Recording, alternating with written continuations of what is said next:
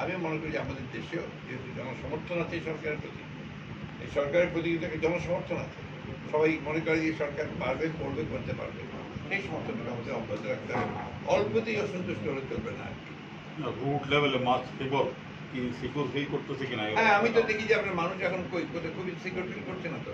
Even দেখেন যে থানায় নাই পুলিশ, সে থানাতে কিন্তু কোনো ক্রাইম হয়নি, রিপোর্ট হয়নি আপনাদের কাছে, রিপোর্ট হয়নি, খেয়াল করে দেখবেন।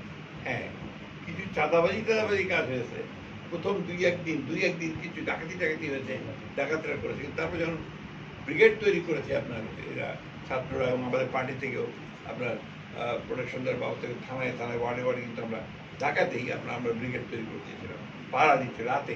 আমি একদিন উত্তরাতে গেলাম আপনার রাত্রি প্রায় 12টা বাজে, তো আমি ঢুকে দেখি উত্তরাতে আপনার পাড়ার সমস্ত ওই পাড়ার সমস্ত ইয়াং ছেলেরা তারা টেবিল চেয়ার নিয়ে গল্প করছে, বাদামও খাচ্ছে আর পাহারা দিচ্ছে। হ্যাঁ, আমার এত ভালো লেগেছে দেখে যে কত সচেতন হয়ে গেছে মানুষ, তার নিজের বিজয়কে সে সম্বন্ধে তাকে নিজেই কাজ করছে। এটা আপনার বিশাল একটা জাতির আরেকটা উত্তরণ করেছে আপনার এই 5 তারিখে। আমার আরেকটা বিষয়, স্যার আমরা দেখছি স্যার আমাদের এই কুমিল্লাবাসী দীর্ঘদিনের দাবি, মানে গ্রেটার কুমিল্লা নিয়ে কুমিল্লা বিভাগ, কুমিল্লা নামে, এটা নিয়ে অনেক আন্দোলন হয়েছে এবং খুব শব্দ গুপ্ত থাকার কারণে কুমিল্লা নামে বিভাগ দিতে তারা রাজি হয়নি বিগত সরকার। না, আপনারা তখন গভর্নমেন্ট ফর্ম করবেন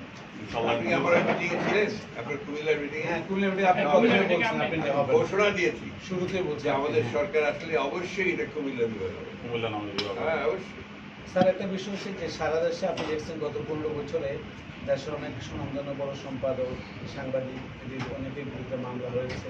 দেখেন যে একদম ভালো সম্পাদক আপনার দিনের পর দিন কোর্টে হাজিরা দিতে হয়েছে, জেলা পর্যায়ে অনেক সাংবাদিকরা, উপজেলা পর্যায়ে অনেক সাংবাদিকরা হয়েছে।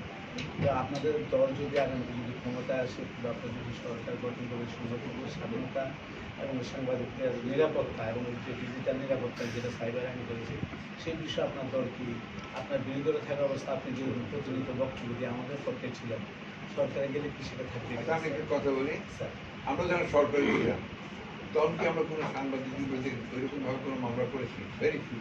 না, তখন খুবই কম একটা হতে পারে, প্রযুক্তি এত বিকশিত এই ধরনের ঘটনা ঘটেনি। 1 নম্বর। 2 নম্বর হচ্ছে আমাদের সরকার, আমরা প্রথম কিন্তু আমরা 2075-এর পরে জিয়া রহমানের প্রথম কিন্তু ফ্রিডম আপনার এই যেটা প্রেস ফ্রিডম, এটা উনি এস্টাবলিশ করেছিলেন এবং ওনার পত্রিকা প্রকাশ হলো, ম্যাডাম জিয়ার আমলে কিন্তু এটাকে আরো সোশ্যালাইজ করা হয়েছে। আমরা সবসময় ফ্রি প্রেস, সাংবাদিকদের ভালো থাকার চেষ্টা করা এবং তাদের একটা ভালো ব্যবস্থা করার জন্য আমরা চেষ্টা করেছি। সবটা তো পাওয়া যায় না, কিন্তু যতটুকু পাওয়া যায় আমরা চেষ্টা করেছি। আপনারা কি স্যার যে আইনটা করছে আওয়ামী লীগ সরকার, এই আইনটাকে প্রত্যাহার করবেন? আমাদের ডিজিটাল সিকিউরিটি অ্যাক্টটাকে প্রকাশ্যে বলে দিয়েছে একটা বাতিল করতে। এটা আমরা একদম আমাদের ঘোষণা এটা। না, আপনারা যদি ধরেন সরকার যদি গঠন করেন, আমাদের অনেক সাংবাদিকের দীর্ঘদিন থেকে মামলা আছে, অন্যায়ভাবে যাদেরকে হয়রানি সব মামলা তুলে নেওয়া হবে। আরেকটা বিষয় স্যার, এখানে ইদানিং দেখা যাচ্ছে যে আপনাদের দলের নাম বাঙ্গাইয়া বিভিন্ন জায়গায় চাঁদাবাজি, টেন্ডারবাজি বা বিভিন্ন ধরনের কাজ করছে, কিন্তু আজকে আপনি বক্তব্য বলছেন তাদেরকে পুলিশে ধরাই দেওয়ার জন্য, কিন্তু পুলিশ তো সাহস করে না আপনাদের নেতা এই মুহূর্তে ধরানোর জন্য। আপনারা দলীয়ভাবে যদি কোনো পদক্ষেপ না নেন, শোনেন, আমার বিএনপির একটা লোক যদি তাকে ধরে, বিএনপির লোকেরা তাকে ধরলে যদি পুলিশে দেয়, সে পুলিশে তখন ওই নিতে বাধ্য হবে, কেস নিতে বাধ্য হবে, সাহস করবে না। না, পুলিশ তো স্যার এখন বিএনপির লোকের ধরতে মানে ধারে কাছেও আপনি কিন্তু কথাটা অন্যদিকে নিচ্ছেন। আমি বলছি আমার লোকেরা ধরবে, জি স্যার, ধরে পুলিশে দেবে, আর পুলিশের দায়িত্ব হচ্ছে সেটা করতে হবে তাকে। সে কেন করবে না? তার দায়িত্ব, যদি ডাকাতি করে তাকে ধরবে না, আমার দলের লোক থেকে সে করবে না, ঠিক না? তো এই কালচারগুলো থেকে বেরোতে হবে আমাদেরকে তো চেষ্টা করতে হবে। স্যার, আপনি আরেকটা হচ্ছে লাস্টে, বিএনপি কি সারা দেশে এখন ধরেন অনেক জায়গাতে অনেক সংসদীয় আসন, যেহেতু দীর্ঘদিন যাবত আপনাদের সরকারে নাই, আপনাদের দলের মধ্যে বিভিন্ন কোথাও 2 গ্রুপ, কোথাও 3 গ্রুপ, বিভিন্ন ধরনের গ্রুপ আছে, তো দলকে পুনর্গঠনের জন্য আপনাদের এখন কি প্রচেষ্টা? আমাদের পুরো কাজ চলছে, চলমান আছে।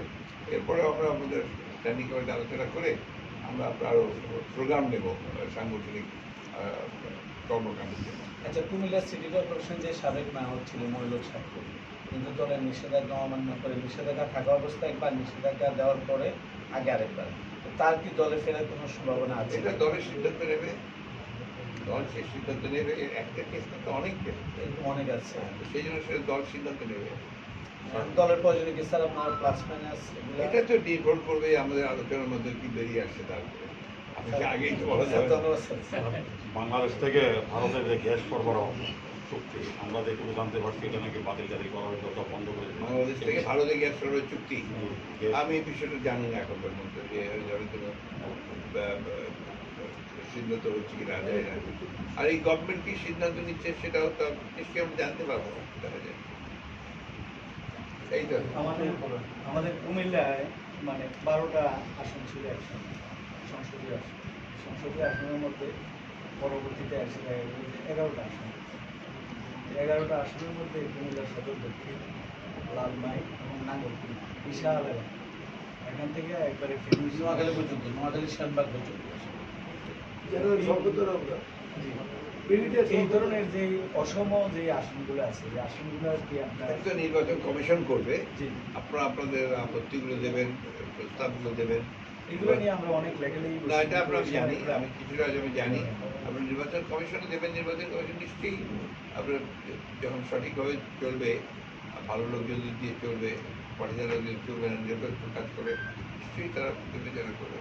আরেকটা বিষয় হলো মানে এটা একটু মানে অন্যরকম প্রশ্ন আর কি, যে জানতে চাবো যে বিগত সময় দেখা গেছে যে ইন্টারিম গভর্নমেন্ট বলেন আর এই অনাকাঙ্ক্ষিত যে কোনো সরকার যখন আসে, আসার পরে দেখা যায় যে একটা সময়ে তারা একটা সময়ের জন্য থেকে ওই সময়টায় তারা আপনার নতুন একটা দল গঠনের চেষ্টা করে। তো আমাদের এখানে দেখা গেছে যে আপনার 2000 যেটাকে আপনারা কিংস পার্টি বলেন। জি জি। তো ওই সময় দেখা গেছে যে 181-এর সময় আমাদের এই ডক্টর ইউনূস সাহেব নাগরিক শক্তি নামে একটা দল আত্মপ্রকাশ করছিল। এই দলটা কিন্তু পরে আর এটা উনি নিজে ঘোষণা দিয়ে গুটাই ফেলছেন। না না গুলিয়ে ফেলছে।